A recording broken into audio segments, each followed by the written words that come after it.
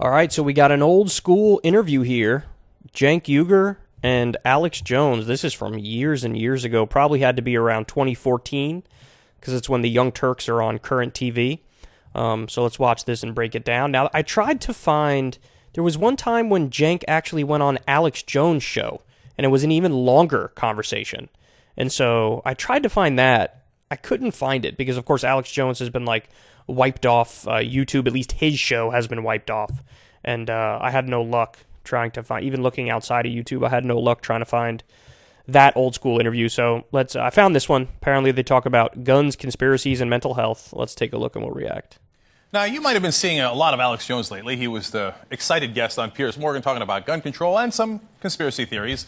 Well, he's going to join us now. He's, of course, the star of the Alex Jones Show. It is nationally syndicated through a lot of the radio stations in this country, and Infowars.com. It's a very popular website that he's involved with as well. Alex, thanks for joining us on the Young Turks. It's good to be here. I've been watching the show for years. All right, great. And wow. Already surprising. They're being very cordial with each other, very nice to each other. I mean, imagine in 2022, now looking back at this, it's like, whoa. If you didn't see this with your own two eyes, you wouldn't believe it was possible. Look, I'm hoping we have a productive conversation in the time limit that we have, go back and forth a little bit. So let me start with the first question. You've got a lot of I want to ask you about gun control. We're going to get to that in a second. That's why you've been in the news. But you have a lot of theories as to what's going on. I can't keep up with all the conspiracy theories. Now, and I don't say that dismissively because some of them are true. Gulf of Tonkin is true, of course. You know, I kid around about Operation Gladio, but that was something that the government has admitted that they did in the past, etc. But is there an overarching theme to all these conspiracy theories? What do you think is happening in the world? It's not my opinion. There are hundreds of books written by the top technocrats in the last 60 or 70 years saying they wanted to design a global technocratic scientific dictatorship because the general public are a bunch of animals and we need to be dumbed down, corralled, and then finally phased out. And Bill Joy, back 12 years ago, wrote for Wired magazine that the future doesn't need us and talked about going to a tech conference with other billionaires where they discussed, do we keep humans around and entertain them, or do we just go ahead and get rid of the majority of the population? And he concluded that the majority of them wanted to get rid of the general population. And so he was writing this article warning people, saying, hey, there's discussions about whether we're just going to kill all of you. And the public said, okay, go ahead and kill us, because they just can't. Wait, what? I'm pretty sure the public didn't say that. Never mind. I'm not going to take issue with the other things he said, even though I could. But I'm pretty sure the public was not, yeah, go ahead, kill us. Genocide us, bro. Imagine that the establishment is this evil. Look. We're becoming an authoritarian country. We're losing our liberties. The NDAA, the warrantless wiretapping, the GMO, all of it. We're entering a dystopic nightmare, and I yell and scream to I don't know how GMOs fit into that. Look, I would agree that in many ways we are authoritarian. The drug war is super authoritarian. You can ruin somebody's life and lock them up if they, decide to change their consciousness slightly by taking a substance, even if they're a free adult. I do think the NSA illegally spying on everybody and taking away their Fourth Amendment protections, I do think that that's authoritarian. Look, I think you can make a case that the hyper-militarization of the police is authoritarian. So, torture, Guantanamo Bay, no habeas corpus, no due process, all of that is authoritarian. I don't know why he threw GMOs in there. So that's weird. Try to get people out of their trance. That's why I do that on purpose, is to get people out of the trance they're under. Now, Alex, when you are concerned about government and its reach into our private lives and a violation of our rights like the NDAA, et cetera, I'm just as concerned. So, I hear you on that completely. But when you start talking about this global conspiracy, you obviously lose me, right? And it doesn't mean I'm right and you're wrong, but I think to a lot of people it's going to seem a little unbelievable. So flesh it out for me, including to me, honestly. It seems unbelievable to me. So who is it that wants to do this dystopia? Who are these puppet masters or whoever they are, and how many of them are there, and why do they want to kill us? I don't get that part. Well, at the time I interviewed him, he was the head of the Kissinger group, Rothkopf. He wrote Superclass about 5 years ago. You should interview him. And he said he came on my show to try to convince me global government's the way to go. He said there's 6,000 super gophers that run the whole planet, but there's super gophers? What? There's less than 20 families that own it, and that they're busy mopping up the final countries that were sovereign, and that they're bringing in world government. I mean, there are thousands of articles in the Times of London. Okay, the idea that there's some, highly coordinated and organized effort to create a one world government really makes no sense because we have the UN right now, and the UN is so utterly toothless and irrelevant. I mean, at the UN, you have Saudi Arabia on the Human Rights Council. Like, they just undermine any and all of their credibility. You know? So, and they really have very little actual power and authority. If you look at, like, the International Criminal Court, it's a fucking joke. Like, the only convictions for war crimes have been, like, all African dictators. And I don't even think that's an exaggeration. I don't think that's hyperbolic at all. I'm pretty sure it's been all African dictators. And so, the U.S., for example, always gets away with our war crimes. Israel always gets away with their war crimes. So this idea that we have the UN, which is, a global, supposed to be on paper like a global governing body, and they have very little power and authority, and they don't have any sort of control over sovereign nations, which, by the way, I don't know that they should, but I do know that we should have international law, and that should be enforced. And even that's not fucking enforced, which is the point I'm making. So the idea that, we have the UN, they're totally ineffectual, but watch, because now they're going to roll out some global governing body that's actually going to be effective. I find that so hard to believe. The idea that you can get all these different countries with all these different elites on the exact same page strikes me as very far-fetched. Now, it's not far-fetched that, like, billionaires and corporations are the most organized and have the most control and sway over politics in sovereign nations. But the idea that it's, global governing elites that will control the entire world, I think he's sort of, missing the main conspiracy, which is honestly a much more obvious and plain-faced and right in front of you conspiracy. Newsweek, Time Magazine, announcing global government run by technocrats, and it's a scientific dictatorship. And if they're successful with their New World Order, people are going to wish later they would have listened and stopped this. These are 170 IQ, top scientists hired by the old robber baron families, the Rothschilds, the Rockefellers, all of them, on record, those old names. You can look up 10 years ago, the Rothschilds and Rockefellers merged their corporate businesses. Last year, they merged their family businesses. People are like, oh, Rothschilds, Rockefellers, ha, ha, ha. These are the families funding all these major world government moves. These are the people funding global zoning under Agenda 21. Agenda 21, oh my God. I think Cenk will probably push back on that. But it's not, okay, again, it's not, global government is not the conspiracy. The conspiracy is like the global corporatocracy. There's much more power and control from billionaires and corporations than there is from, like I said, a totally toothless and ineffectual United Nations, or the idea that we're going to hyper-organize even better than the United Nations and have global government. So it's almost like, yeah, this is an issue I see all the time with, like, hardcore libertarians, for example. And they're right about a lot of things, but certain things I think they just miss. And, like, the idea that the government can be really oppressive, which it can, of course. But, like, corporations, they almost get a total pass. So it's like, no, you should be critical and skeptical of both government power that overreaches, but also corporate power that overreaches. And honestly, in many ways, corporate power can be more dictatorial. I mean, your boss or the owner of the company that you work at, they have way more control over your day-to-day life than the government does in many respects. I mean, they tell you what time you can go to work and, what you have to do while you're there. Most of your waking hours are spent at your job, and when you're there, you don't really have freedom. So again, I think he misses it. That's not to say there isn't overreach and abuse and authoritarianism from the government, but it also happens with corporations. And honestly, more of the abuses at the governmental level are, it's the state government and the federal government in the U.S. But he makes it seem like there's some hyper-organized global one world government coming, but I just see no evidence of that. That is designed to make it impossible to be middle class. They want you poor and controlled. And I've read all their writings, and I'm upset by it because it's a public manifesto of ultra Hitlerian evil that the globalists are pushing. And you say, listen, 2 years ago I had Nightline here. And they said, Mr. Jones, you claim there's a world government. And I said, I knew you'd ask that question. And I walked in there with the host of ABC Nightly News.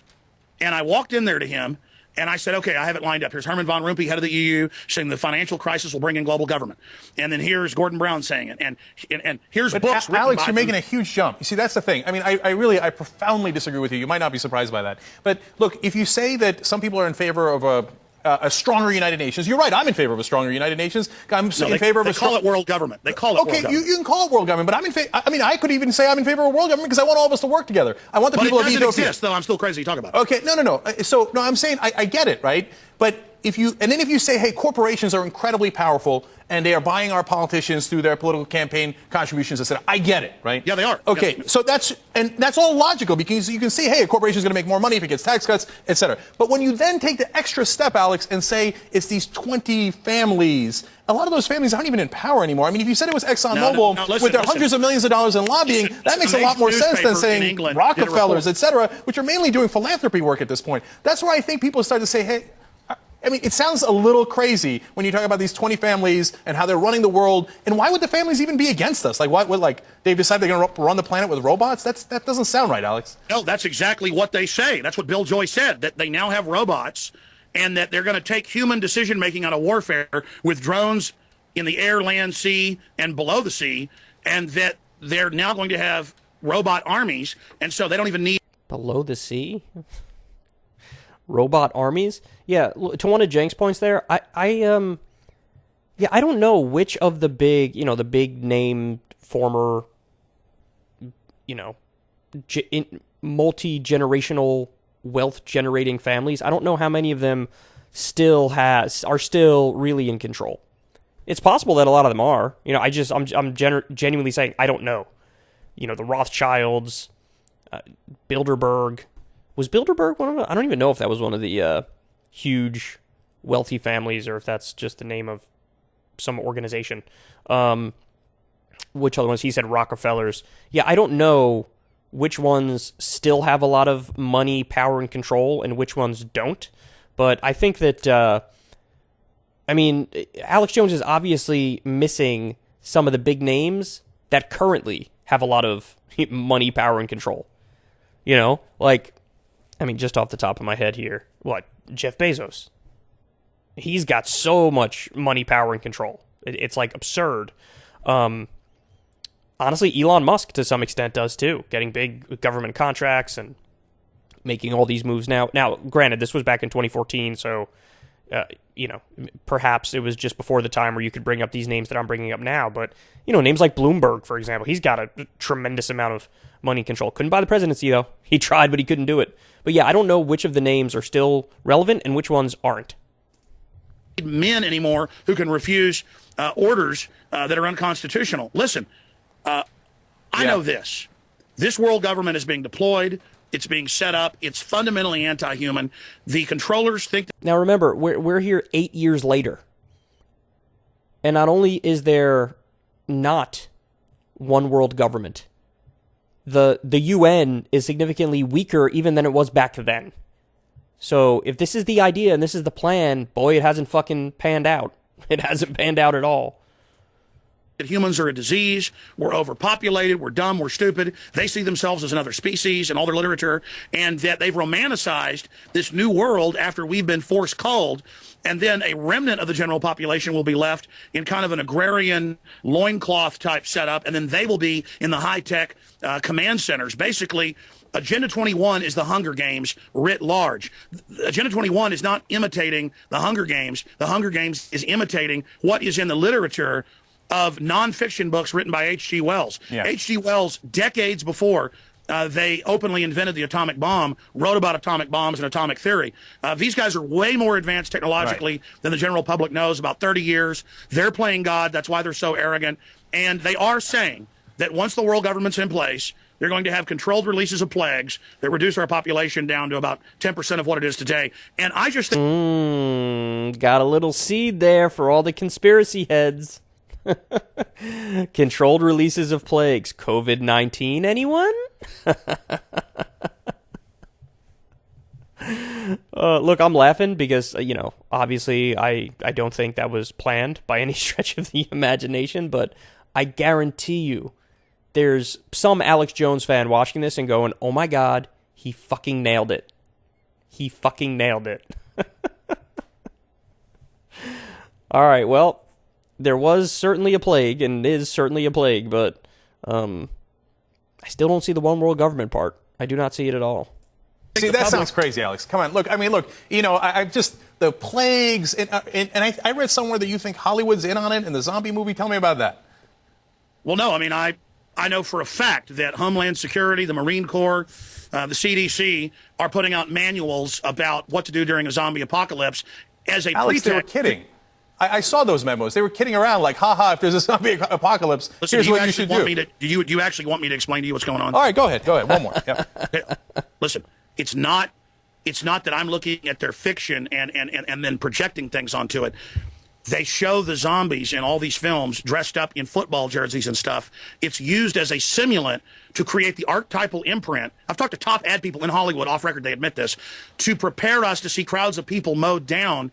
That's why the Marine Corps couldn't do drills in San Diego last year of mowing down U.S. citizens. I had gone and gotten footage of that a decade ago and became major news. They were practicing killing Americans. But now they can just say, oh, they're zombies, and do their training to mow down citizens during a revolt. It's used as a cover. Oh, it's a joke. We're training to lock down San Francisco or San Diego and mow down, people dressed like American citizens. Right. It's a psychological simulant cover. This is psych warfare. I want to ask you a question about how you're perceived when you say that, but I want to do it in conjunction with your appearance on the Piers Morgan Show. Now, this is an edited version. We took some of the highlights of what you said. I just want the audience to know that. I'm going to show it to you, and I want to get your reaction. Here, let's watch. Why do you want to deport me? 1776 will commence again if you try to take our firearms. The Republic will rise again. Why don't you come to America? I'll take you out shooting. You can become an American and join the Republic. Do you understand? To ask me some little factoid. How many great white sharks? No, how many kill people every year, but they're scared to swim? How many chimpanzees can dance on the head of a pin? There's no metal shark in the water. Have me back with a boxing ring in here, and I'll wear red, white, and blue, and you can wear your Jolly Roger. Alex. Suicide pills. I can speak in this accent as well. Yeah. Mass murder pills. Okay. Now, Alex, I know it's unfair to edit it together, but you did say all those things, and, I enjoyed the English accent. But when you say the U.S. government is preparing people by working with Hollywood in a conspiracy to pretend we're zombies and mow us down, and then you do that on CNN, do you get why people think you're a little touched? Yeah, I'm going to tell you again. The Army and Marine Corps do drills where hundreds of role players dressed up in Dallas Cowboy jerseys and John Deere hats come towards them and they shoot them. Meanwhile, just 2 years ago, the real training manuals were to mow down citizens, and these are declassified. And so they said, look, we'll just call it zombies and say it's a joke. They're practicing in real drills, not a joke, to mow down citizens, and you always dehumanize someone, the Jews, others, before you kill them. You say they're not human. They're saying, oh, we're practicing to mow down people in U.S. cities, but they're not citizens. They're zombies. It's a cover for the training. But let's go back. All those things you edited out, 15 minutes on air or whatever, I said all that on purpose. I said all that to get people out of their trance so they would hear the brutal truth. Let me expand on this. When Jaws came out in the 1970s, on average, I looked it up, there were 5 great white shark killings, deaths a year, from Australia to the west coast of the United States, worldwide, South Africa, all of it included. On average, it's 5. You can look it up. Some years it's as low as 2, sometimes as high as 8. 5 great white killings a year. But you can pull this up. In fact, I did a piece on it showing all the news articles from the mid-'70s when it came out like 75 or something. The point is, I did a report on this. For 2 years, they had to start running PSAs and magazine articles with the statistics because all the coastal towns of the world, even where there's no great whites, down in the Southern Pacific, had to run ads saying great white sharks only kill a few people a year. It's a movie. So that movie made people not go swimming worldwide and killed about half the business for 2 years. And some actuaries show have cut back people going to the beach upwards of 10% 30 plus years later. It's the same thing with the guns. Statistically, to be killed by a semi-auto firearm in a school is incredibly rare. 88 people a year in mass shootings total, less than 30 of those in school shootings. It's still terrible, a tragedy, but they take it and they project it. But when Obama kills little kids with a drone, it's just collateral damage. There's no fake crime. So that was my point about there's no metal shark out there. So I get that. And I think the drone program is hideous, and we talk about it on the show all the time. But, Jon Stewart, I think, made a fair point here. He was discussing what you said, because you're talking about here imaginary problems like the shark problem, et cetera. So you're worried about the imaginary sharks, and I think he makes a good point. You're worried about the zombies, and I don't want to say it in a dismissive way, but you're worried about the government taking over when they haven't, and when we've got real deaths. We've got over 11,000 gun homicides in this country. So isn't that a fair point, Alex? No, it's not a fair point. They've taken the guns worldwide. In Chicago and New York, when they took the guns, crime rates went up. And so the issue is human. So that point right there is, here's why that doesn't really make sense. So yes, they have very strict gun control laws in Chicago, but all around Chicago, they have very lax gun laws. And so what happens is people from Chicago drive like 20 minutes in one direction or another, and then they go and get guns there, and they bring them back into Chicago. So yes, they have a lot of shootings, a lot of homicides, a lot of deaths in places like Chicago. But one could argue if the gun laws around Chicago were also stricter, then that number would almost inevitably go down. The number of homicides would go down. So now, look, I'm a moderate on the issue of guns. You know, I'm not in favor of, I think you have a right to own a firearm if you are a law-abiding adult. Okay? And I don't know exactly what the process should be in order to get a firearm. Maybe some sort of, test and safety course that you have to take, and then you have the ability to get a firearm. Some sort of permit system sounds like it makes sense to me. So I'm a moderate. I'm not like super hard on gun restrictions, but that point is not really a good point because it denies the reality on the ground that the lax gun laws surrounding Chicago are pretty much the main reason why there's so much gun violence in Chicago. Of course, it's, largely because of the gangs within Chicago, but they all get their guns from just outside of Chicago. So if you tighten those gun laws, then you'd have a lower gun death rate within Chicago. At a primitive level, myself included. I recognize that from the Roman times 2,000 years ago to 1868 when the South passed laws against blacks owning guns, the first gun laws in this country since the founding of the nation, that it was done to disarm a group that people were used to oppressing. And the government's got drones in our skies, weapons, checkpoints, 1.6 billion bullets. It's a balance of power that we need the people armed, and that's why the Second Amendment was put in place there. It's not for duck hunting. And, listen. See, Again, I'm a moderate on the issue of guns. I think you should have the ability to own a weapon or weapons if you're a law-abiding adult and you get a permit for it, right? But I don't like it when people make the argument that, because I'm pro-gun, therefore, very lax gun laws equals more safety. That's just not true. The data shows it. The U.S. has some of the most lax gun laws in the developed world, and we have the highest gun death rate, or one of the highest gun death rates. So that's not a coincidence. More guns does equal more gun deaths. I would respect it much more if the argument was like, look, yeah, we're going to have more gun deaths, but we also have the freedom to own firearms, which is a nice freedom to have, especially if you care about, defending yourself and your property, or you're a hunter, or you do it as a hobby. In other words, argue that the freedom does outweigh the gun deaths. Just argue that. Don't say, the gun deaths are actually, the gun deaths are lower when there are more guns, because that is empirically not true. So, Alex always makes the arguments of when we have more guns, we have more peace. And again, that's just not borne out by the data. You can make a good pro-gun argument without, fudging the numbers and forming a fake narrative. I'm not obsessed with my guns. I've got 50 guns because most of them were given to me, from grandfathers and stuff that died. And, literally, I could go sell these guns. Some of them, one's like an antique black powder shotgun, almost 200 years old. That thing's probably worth 10 grand. But I wouldn't sell it. It's an heirloom. And they're like, 50 guns. Yeah, I bought a rifle in 1993 for $200. It's worth $1,500 today. Listen, I bought gold at $300 an ounce, and now it's $1,700 or whatever. You must be rich. I'm a successful. Look, I study things. I made a lot of good business decisions, and so I'm into the real world. Let me tell you something.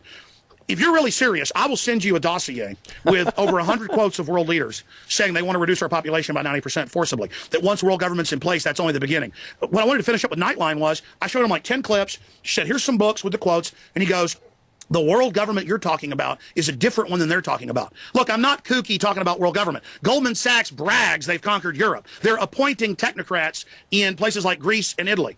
Okay? We have global corporate. Our disagreement, Alex, is that I think you take a kernel of truth, which is that Goldman Sachs has far too much power, and not just in the European governments, but here as well. And it's because of the way that we have set up the system. And I think you're just taking it to a huge jump forward and then saying it's part of a conspiracy that Hollywood's in on, the government's in on, and they were met in a smoke-filled room and 20 guys decided it. I think it's the structure of corporations and the structure of government that's leading to the Let me just say this, please, for God's sakes, let me say this to your audience. Okay. I told people 7 years ago, because of a Google press release, that they had the patents and were using the cameras on your computers and the systems in your cell phone to have computers listen to you to build psychological algorithms. That was mainstream news 2 months ago. And people are like, so what if schools are watching kids at home with laptops? I mean, I was crazy 15 years ago to tell people they were taking baby's blood at birth to put it in a DNA Pentagon database. That was declassified 3 years ago. Okay? Look how much we've put up with, man. Look how far it's gone. Yeah, like this is the thing about, talking to Alex Jones. It is true, like, he throws like 100 things out at you, and 94 of the 100 things sound super questionable or like borderline. And then, you don't know on the fly whether or not what he's saying is true or false. But I would argue you have to take the approach of just assume it's all false until proven otherwise, unless there's good reason to believe otherwise. Because, his credibility is trash for a reason. We've heard him make insane claims like, arguing that because a fly landed on Obama or Hillary that they're demons and they smell like sulfur. And so, like, assume in the same way that when a politician says something, they're lying until proven otherwise. Like, that's how the media should approach it. Be skeptical up front. That's what you have to do with Alex Jones, too. Because so many of these claims, it's like, I mean, maybe that's true, but I actually don't know if that's true. But, the NSA is spying on everybody. That is a fact. Like, the Fourth Amendment is no longer upheld. We know what happened with the Patriot Act. We know how they collect everybody's metadata. But, like, are they taking the DNA of babies as soon as they're born and putting it into a large database? I don't know. I never heard that before. Did you ever hear that before? And by the way, if they're doing that, which I don't know if they're doing that, but if they're doing that, well, what exactly is the reason why they're doing that? Is it like genetic screening to figure out what illnesses you have so that, in the future, you'll know what you're more genetically susceptible to or more inclined to get, and then that actually could help you? Probably not, because they don't do anything altruistically. But again, is it even true that they're doing it? Like, I never heard that before. So that's the thing about Alex Jones. I think Cenk kind of nailed it with that point. Like, you take things that have a kernel of truth in them, or even like, a bedrock of truth in it, and then you extrapolate and extrapolate and extrapolate, and you sprinkle in some ludicrously untrue claims on top of it, and then you're like, okay, well, now it's bullshit. So let's continue. But Alex, they also take the blood to make sure that if you have disease later that you could help the baby. It's not everything's a conspiracy. No. The cover story was that, we send it away to the health department. The cover was that. The hospital could have done it right there. I know. That's the cover. It's come out. They put it in the database. They always have multifaceted reasons. Listen, you're wish. Don't you have kids? Yeah, I do. Listen, deep down, we're going into a tyranny. Deep down, we're in trouble. And if we don't recognize how tyranny works, is you kind of go downhill slow for a while, and then it drops. Okay, we're hitting the drop-off point, and I'm telling you, I believe everything I'm saying. I've got the research to back it up, and I wish every day that I was wrong or that I was exaggerating to myself. 9 times out of 10 when I do research, it's worse than I said. I mean, look at all the secret testing on our troops killing them. And Alex, look, the problem is you take things that are true, like, yes, the government is taking away your privacy rights. Yes, we're going down this slippery slope. But then you give it a twist that then, I'm afraid, turns off people, and that isn't, well, obviously, I don't think it's true. So that's our disagreement. Let me give you Glenn Beck, who's, of course, a big conservative, etc. And he's got a unique theory that you're part of the conspiracy to make gun control, people who are pro-gun seem like the bad guys. Let me run it for you. Why would Piers Morgan have this guy on? Well, because Piers is trying to have gun control, and he's trying to make anybody who believes in guns and believes in the Second Amendment as not something about sports, but to be able to be a deterrent to an out-of-control government look like a madman. I'm just going to let you flat out respond to that.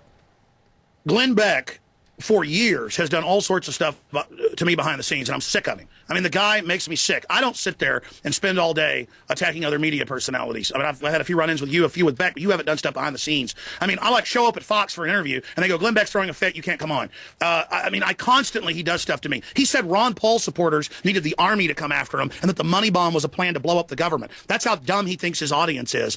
And I don't sit here and attack Rush Limbaugh. I don't attack Michael Savage. So I'm not going after... You should. I mean, that'd be based if you go after all those guys. And by the way, Glenn Beck genuinely might view Alex Jones as like competition, or he certainly did at the time. So there actually might be a little bit of like sour grapes and a little bit of jealousy on the part of Glenn Beck against Alex Jones. After Beck because I'm in competition against him.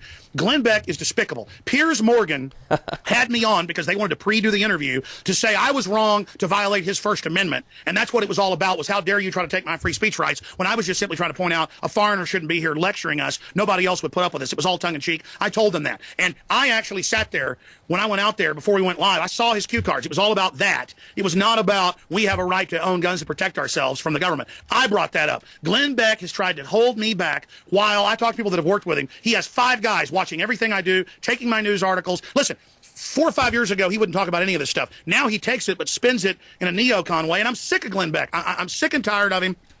He's a punk. He called me a fascist. This is a guy who made jokes about torture and said it was a great thing. This is a guy that supports drones. This is a guy that Alex is sort of destroying Glenn here. This is juicy. supports the Patriot Act. I was against all that when Bush was pushing it, okay? I'm a constitutional libertarian who loves freedom, and my views are my own. And that little piece of trash needs to know this. He tries to play this collectivist game of, oh, he doesn't speak for us, he's trying to speak for us. Hey, you jackass mainline conservatives don't speak for me. You're the ones that have discredited true conservatism and libertarianism. Thomas Jefferson would spit on you, you little bastard, you little piece of trash. That's what I got to say to Glenn Beck. I'm sick of him. And by the way, you haven't held me back, punk. You're not stopping my signal going out. And I saw that 15-minute clip where he attacked me. They look scared because they're a bunch of Nelly punks who can't stand the fact Nelly punks? What does Nelly mean? that I'm the one that's turning the ship around. I'm the one that's got all the conservative hosts aping my information and my talking points because I'm original and I've done the real research. Okay? I'm leading the pack, and all these fake jackass conservatives know it. They know it, and they can't stand it. Alex, you know, sometimes That was golden. Low key, that part was based Alex Jones, dog. Holy shit. There is one part in there, though, that I actually think is very illuminating, which is, what did he call his politics? He said, I'm a constitutional libertarian. I'm a constitutional libertarian. And look, the part that he doesn't talk nearly enough about is that, yeah, he's a libertarian. And what does that mean in a modern American context? It usually means you're in favor of totally unregulated, laissez-faire capitalism. Like, that's your core ideology, politically and economically. And look, that ideology fosters the conspiracy of corporatocracy. So yes, he's all against, you know, he points out all these things and acts like there's this huge conspiracy, this one world government that's coming, and, you know, the government is the problem, government. Look, I agree with libertarians on a lot of things, and when the government overreaches, I'm right there with you to be like, look, that's overreaching. But he has a giant blind spot, and that's corporate power. Because again, that's where the main conspiracy really is. It's billionaires and it's corporations, and they buy our politicians, they own our politicians, and they get them to do their bidding and rig the laws in their favor and against the working class. The way for the working class to fight back is to join in solidarity, create unions, fight for higher wages, fight for health care, fight for paid time off. And this is all stuff that Alex Jones is MIA on. You want to know why? Because he doesn't believe in those things. He's not a union guy. He's not a higher minimum wage guy. He's not a universal health care guy. He's not a paid vacation time by law guy. He's not for any of those things. So I just find the posturing as like a populist and against the establishment so hollow when you're not talking about the actual solutions. And that's the main problem with Alex Jones. He doesn't think that the things that are solutions actually are solutions. And in fact, if we started going down that path to get those solutions, he would be against it. Like if Bernie Sanders got elected, Alex Jones would be arguing that Bernie Sanders is part of the one world government conspiracy and is part of the problem and is serving the global government and serving the corporations. But of course, that wouldn't be true because Bernie is in favor of social democracy, and social democracy would help working people. So I feel like that part was so important because he said, I'm a constitutional libertarian who loves freedom. And included in that, it means economic freedom, which he defines as capitalism with the chains off of it. So notice something. He could talk about conspiracies all day. What are his solutions? And the things that he supports as his solutions are not actual solutions for regular Americans and working people and the overwhelming majority of the population. We get revved up. I get revved up sometimes, but you do it quite often. I mean, I don't mean this in an insulting way, but have you ever sought mental health treatment? Is that... Yeah, you know what? America needs mental health treatment if they don't have a pulse. We're going into tyranny. We're giving $85 billion a month to foreign banks to bail out their fake derivatives that have infected... True. That was true. ...affected our entire Social Security system. I'm angry about that, man. Listen, it was anger that founded this country. I'm the nicest guy with my children. I'm the nicest guy changing old ladies' tires. But I start thinking about... I'm the nicest guy changing old ladies' tires. The BS of somebody calling me a fascist because I got a pulse. Paul Revere rode through the night screaming, to arms, to arms. The redcoats are coming. The British are coming. He said, get ready to kill people. George Washington signed death warrants on people and ordered people snipered. I'm not calling for that. The average American is the one that has the problem, who hears somebody red-blooded who has energy and who is angry. I'm in this to win it. I'm risking my life. I live in the real world. I've got a big heart pumping red blood through my veins. And I'm angry. And I'm focused. And listen, Governor Cuomo wants the guns. He yells and screams, and they all rally. They tell us not to get angry because they know that's where the victory is. They know that's where the success is. They know that's where the energy is. Okay? So I'm here to rally the Republic to awaken.